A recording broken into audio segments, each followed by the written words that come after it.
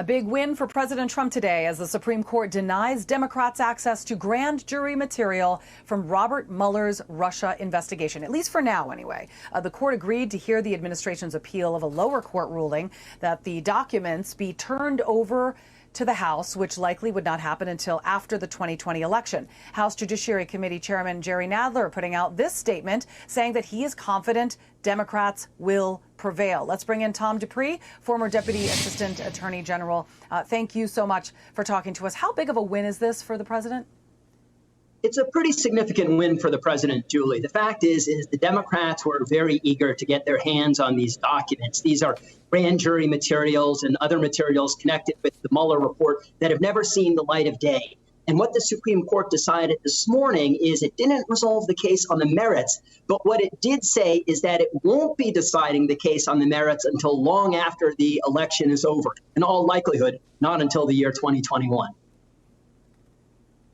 Okay, so then what can we expect from SCOTUS on Trump's tax returns, by the way? Well, that is going to be decided on Monday in all probability. Monday will be Trump tax day in the Supreme Court.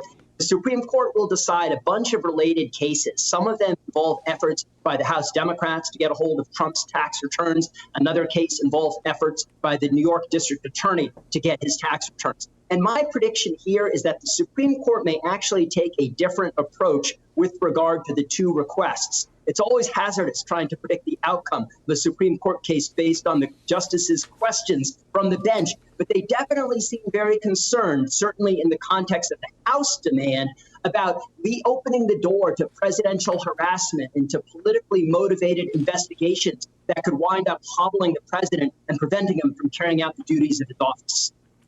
Right. I want to show you a new study on our screen, finding how the networks cover all of this. The networks NBC, ABC, and CBS. Take a look. Spent nearly 25 minutes celebrating the Supreme Court's liberal victories. They spent 0 minutes on the recent conservative victories during evening broadcasts. So there's a message that's being spread across the country by the media, but this is nothing new. But what do you make of it?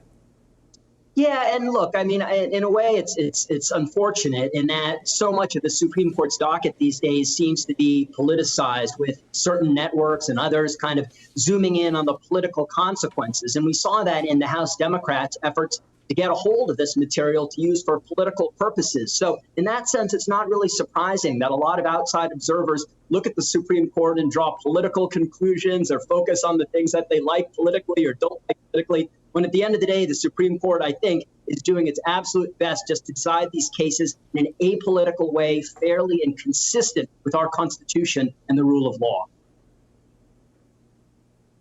All right, Tom Dupree, thank you so much. We appreciate you coming on.